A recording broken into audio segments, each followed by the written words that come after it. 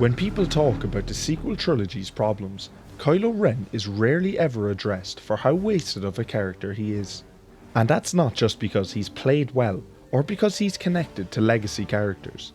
It's because Kylo Ren was clearly designed to be the backbone of the trilogy, and then got pulled in 3 different directions by 3 different creative visions. The idea of a dark side Skywalker who chooses the darkness instead of falling into it is genuinely fascinating, but Disney never committed to one clear direction. And when you follow Kylo Ren from The Force Awakens to The Rise of Skywalker, you'll see exactly how outside forces like fan pressure and Disney decisions altered the course of his character. The Force Awakens, a monster with a face. In The Force Awakens, Kylo Ren is introduced in a way that is very intentional. He isn't just a new villain, he's framed as an attempt to recreate the fear Darth Vader once commanded.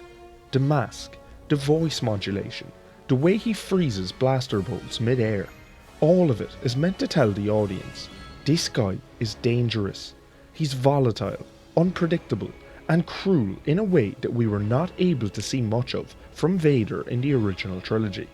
But what makes Kylo so interesting in this movie isn't just the fear factor. The interrogation scene with Rey is where his character arc is plainly laid out for us. Kylo confronts Rey saying, "You still want to kill me?" And Rey responds stating that this is what happens when you are hunted by a creature in a mask.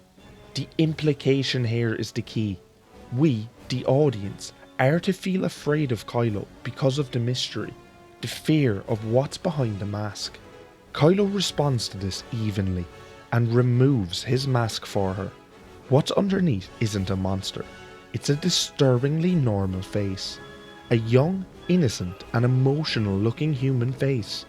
That moment is crucial because it doesn't soften Kylo Ren. If anything, it makes him worse.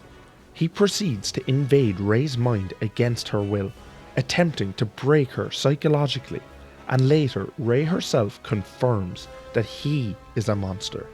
The movie makes it clear, it is not just a mask we need to be afraid of. The man behind it is genuinely a monster.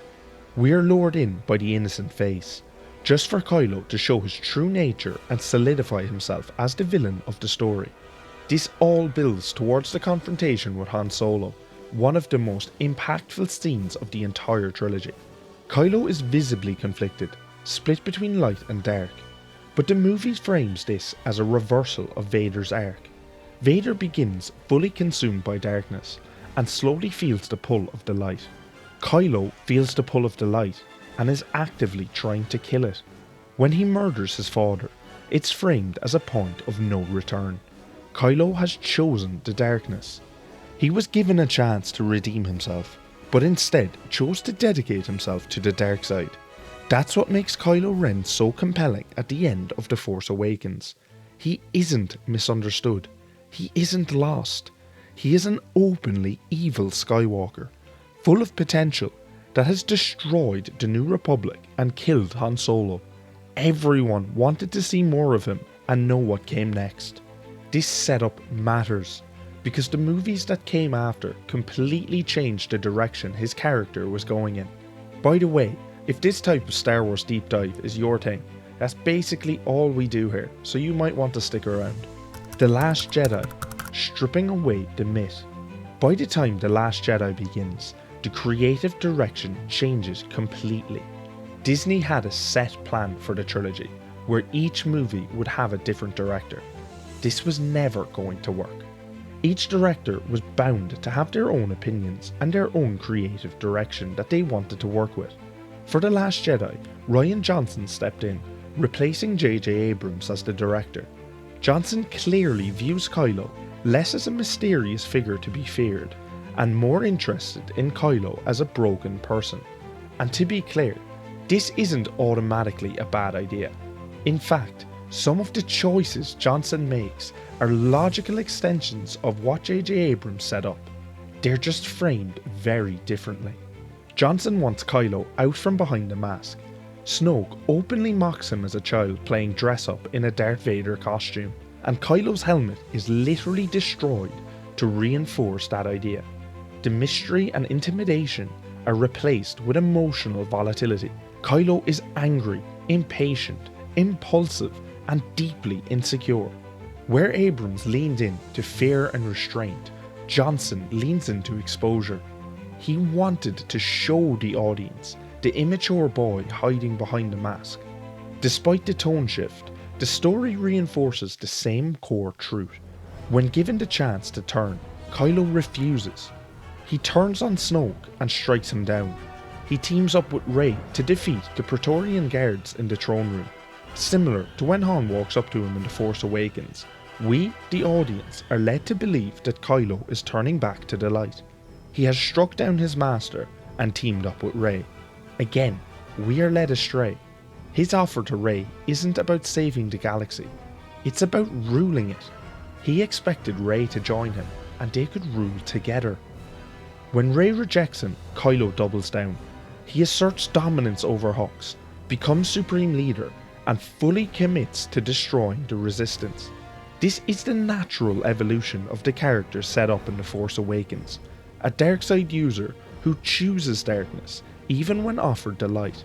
He has stepped up, shown his true darkness, and is ruler of the galaxy. This is where the movie should have left him. It would have had people excited to see more. The problem is how the movie now frames him afterwards. The confrontation with Luke Skywalker undercuts Kylo's threat. Kylo stops the entire First Order so that he can make an emotional decision to face off against his former master. We watch him get taunted by Luke and Kylo become more and more emotional, returning again to the immature boy we watched for most of the movie. Luke never actually engages him physically. The Resistance escapes and Kylo is left screaming at the force projection of Luke. Instead of feeling like the galaxy's new tyrant, he again feels like an emotionally unstable boy who is incompetent and not ready for the role of Supreme Leader. A complete U-turn from how the throne room ending would have set him up. By the end of The Last Jedi, Kylo Ren is still evil, but no longer feared. The mystique is gone, replaced by something closer to embarrassment. And while that could have been a temporary phase, the next movie completely abandons the idea of letting Kylo grow into the role of ruler of the galaxy. The Rise of Skywalker, undoing instead of building. The Rise of Skywalker is where Kylo Ren completely collapses as a character, not because of one bad choice, but because the movie spends most of its time trying to correct perceived mistakes rather than building on what it had. The director changes again. Colin Trevorrow, who was supposed to take the movie, is fired. J.J. Abrams returns, and instead of building on where The Last Jedi left off, the film spends most of its runtime actively undoing it. Kylo's helmet is repaired. Luke catches the lightsaber and scolds Rian Johnson through the script. Rose Tico is sidelined. Rey is rewritten again. Instead of being a nobody, she is suddenly a Palpatine. Lando returns for easy fan service. And worst of all, Palpatine himself is resurrected. All of this directly impacts Kylo Ren. By the end of The Last Jedi, Kylo was supposed to be the main antagonist, the supreme leader of the First Order, acting on his own will. But The Rise of Skywalker immediately strips him of that agency. He isn't ruling anything. He's a pawn again. This time, not to Snoke, but to Palpatine. And we are now to believe that Palpatine was actually ruling all along. Snoke was a puppet, and he was influencing Kylo his entire life. This again takes agency away from Kylo, and makes it seem as if, similar to Anakin, he was simply manipulated by Palpatine and was never meant to turn dark. The complete opposite of how he was set up in the first movie. It was refreshing to have a character that chose the dark side, without manipulation, and was actively being called by it, and growing more and more powerful and dangerous as the movies went on. Instead, J.J. Abrams turned against his own setup in The Force Awakens for an easy win with the fans. And then Disney makes the most predictable decision possible. The redemption that shouldn't exist. Kylo Ren's redemption is not earned. not necessary and not consistent with the character that was set up. He senses Leia's death, receives a vision of Han Solo, and suddenly the internal struggle that defined 3 movies resolves itself in minutes. The same mother he led a strike run on in The Last Jedi. Regardless of whether he pulled the trigger on her himself, he was the squadron leader and the cause of her injuries and possible death. The same father that died to Kylo's own hand in the first movie. Both instances setting up Kylo breaking from the light and being pushed into darkness, and now somehow the catalysts to bring him back to the light. To make it worse, there is no hesitation in Kylo. He has spent all these years pushing further and further to the darkness, and all of a sudden it is completely gone and he is a Jedi again. He doesn't atone, he doesn't face consequences, he simply switches sides like every other Disney era villain. This is the point that completely ruins Kylo's character, because it's the point where he stops being unique. Originally Kylo was meant to be Rey's inverse. She rises in the light, he rises in the dark. 2 Force users moving in opposite directions. Instead, both he and General Hux, both leaders of the First Order, ultimately reject it, leaving the trilogy without a committed antagonist. Instead, we seem to get a series of random villains, none of which really feel like the main villain, and none of which actually drive some fear into the audience. Even after his redemption, the movie doesn't know what to do with him. The Knights of Ren, another wasted concept, exist only to give him something to fight. In this fight, we should have at least seen him use his full potential. Now that he is Ben Solo again, he fights as a Jedi. We should have seen him use the power he gained as Kylo. The darkness should not have entirely left him in an instant. We could have seen him use the same type of dark side that Cal Kestis uses in Jedi Survivor. We could see him force choke the Knights of Ren, use force lightning on them, and just ultimately fight dirty and show the full extent of his power that we don't see throughout the entire trilogy.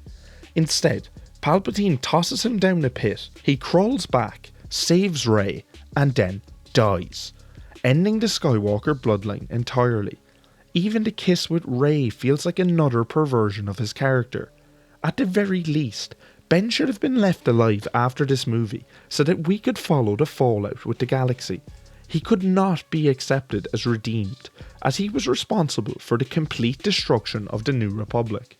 We could have watched him battle the darkness and see how he learns to live with what he has done. Instead, the easy shock value option is taken and he dies saving the hero. Now the Skywalker bloodline is ended, and the only way to bring it forward, like it was in Legends, would be to give Luke Skywalker a family that he abandoned, ruining his character even more. How Disney truly failed Kylo Ren. Disney didn't fail Kylo Ren because he turned back to the light. They failed him because they never decided what he was. Was he a tragic figure, a monster, a tyrant, a cautionary tale, a victim? The answer changes every movie. Kylo Ren should have stayed Kylo Ren. If you wanted to redeem him, then he should have lived. If you wanted him to be a villain, then he should have ruled. Instead, he was pulled apart by competing visions and corporate panic. The irony is that Kylo Ren was the saving grace for many viewers. The one character people were actually invested in. And instead of trusting and building on that, Disney decided to push him down so that they could build on their own agenda. A dark-side Skywalker who chose the dark is exactly something the audience wanted. Choosing to turn against that and follow the same boring redemption template of every other movie was a mistake, and both Kylo Ren and the fans deserved better. Let me know what you think about the arc of Kylo Ren. Do you agree with me, or did you enjoy how he was handled?